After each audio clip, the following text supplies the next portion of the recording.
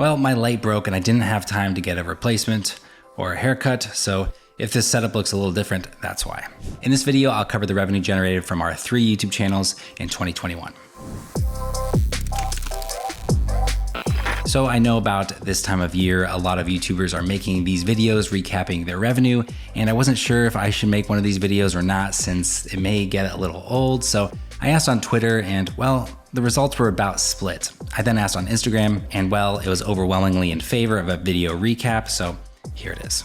And a lot of channels had absolutely incredible earnings for 2021, and some not as much as people may think. Ours will probably lie somewhere in the middle. So if you're new here, the channels are the following. Mango Street, which is my and my wife's channel on photography, started in 2017 and has a little over 1 million subscribers. Then there's my wife's fitness channel, Rachel Gulotta Fitness, started in July of 2020 and has 142,000 subscribers. Then there's this channel, which I started the same time, July of 2020, and has 205,000 subscribers. And then I'll also cover revenue generated from brand deals as well. This year was a bit slower over on Mango Street. We published 30 full videos and 4 shorts, which received 3.2 million views, down 56% from the previous year. Just getting YouTube to show our videos to subscribers has been a challenge. A lot of people will come across our videos and mention how they didn't realize we were still making them because they don't show up on their homepage. So that's been a bit of a challenge, walking the line between making videos we want to make and making videos we think will perform well with the YouTube algorithm. And even 5 years into this, it can be hard to gauge what will do well and what won't. Let's take a look at revenue. The CPM on this channel was $14, which is actually pretty good and up 42% from the previous year. Now for revenue, we've made $28,715, but $15,000 of this was from a brand deal and it was paid to us through our Google account, so that's why it shows up. So our actual AdSense revenue was $13,715. And that's a bit lackluster, and luckily it's not our only form of revenue for this channel. A large majority of it comes from brand deals, which I'll cover later. So Rachel's channel was going strong from 2020. She was publishing about 3 videos a week, but unfortunately in March, due to some health issues, she had to stop making videos and hasn't been able to make more workout videos since. Most channels would stall out completely, but as I mentioned in past videos, the nature of workout videos is the repeatable view factor. If you like a workout and it's part of your routine, well, you're obviously gonna watch it many more times than maybe a photography video or a video on this channel.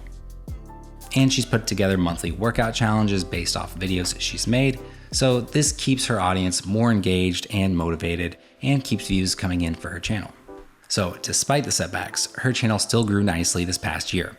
Her CPM was $11.66, which is actually a bit lower than expected, but still not bad. This makes her revenue for 2021 $43,709. Good job, Rach. That helped pay for some of my failed trading challenges. All right, now for this channel. A lot of people in the finance niche here on YouTube post way more often than I do. Me, Kevin posts, I don't know, between 3 and 20 times a day maybe. Yeah, that's just nuts. Graham Stephan and Andre Jick post several times a week, along with this guy with ridiculous thumbnails. In 2021, I, however, publish only 45 videos. Usually every Wednesday, sometimes I skip a week here and there. And the reason is I really only try to make videos that I want to make. Videos about topics that I'm interested in, money-making experiments that satisfy my curiosity. I don't really want to be making videos saying the stock market is crashing every time it closes down 0.5%, nor do I want to make videos about recent financial news or things like that. This way I can really enjoy the topics I cover, have fun doing it, and be less likely to get burned out.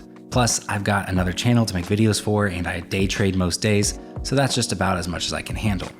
I wrapped up 2020 with about 42,000 subscribers. January ended up being a huge month for my channel though for 2 reasons. 1, I published my most viewed video, my day trading attempt with $1,000, and 2, I posted a very timely video about the GameStop short squeeze. I published that video on January 23rd, and the following week the stock went absolutely nuts and everyone and their mom was talking about it.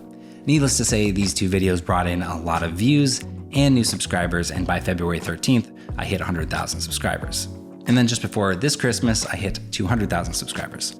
Thank you so much, by the way. So it's been a pretty remarkable year for this channel. Overall, it generated 8.6 million views, and because it's in the finance niche, the ad rates are higher.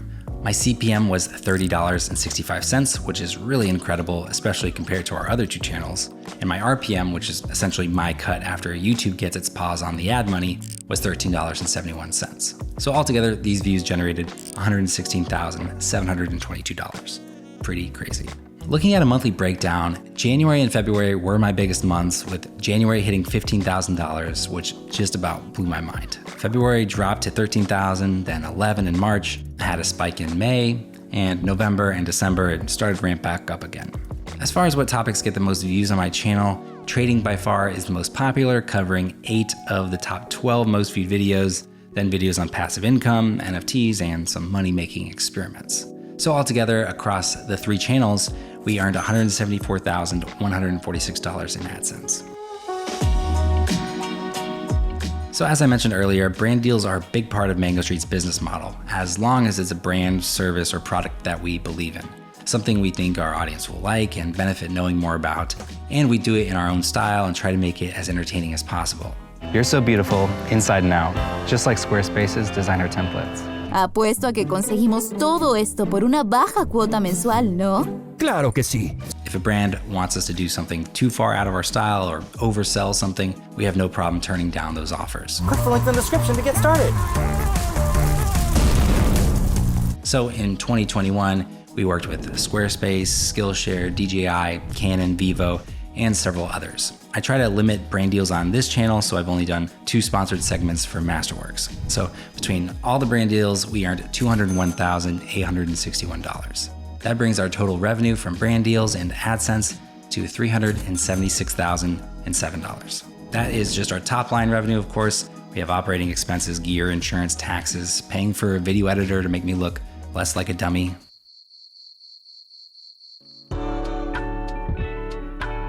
So you're probably thinking, okay, cool, good for you. What's the point of all this? Well, I think there has been a push for people to become more transparent online with where their money comes from and to share that with their audience, and I think that's great. If you're interested in YouTube as a career option, I just showed you 3 different channels in different niches with different size audiences and different CPMs, so you can have better insight into what's possible. And of course, running a successful YouTube channel isn't easy, and it's not something everyone can do. I don't have a course to sell you that says otherwise, but it is possible. A lot of people think YouTube is overly saturated and it's hard to stand out. And yeah, it definitely can be, but our last 2 channels were launched in 2020, and sure, they got an initial boost from our following on Mango Street, but growth can only be sustained if you're able to build your own audience by bringing something unique to the table. So it is doable. I hope you enjoyed this type of breakdown for this year. If you did, please let me know in the comments below. And also let me know what type of videos you want to see more of this year. Thanks so much for watching. If you aren't already one of my 205,000 super cool subscribers, you should go ahead, hit that subscribe button down below. And as always, hitting that thumbs up button on this video will help out this channel, and it's greatly appreciated. I'll see you in the next one.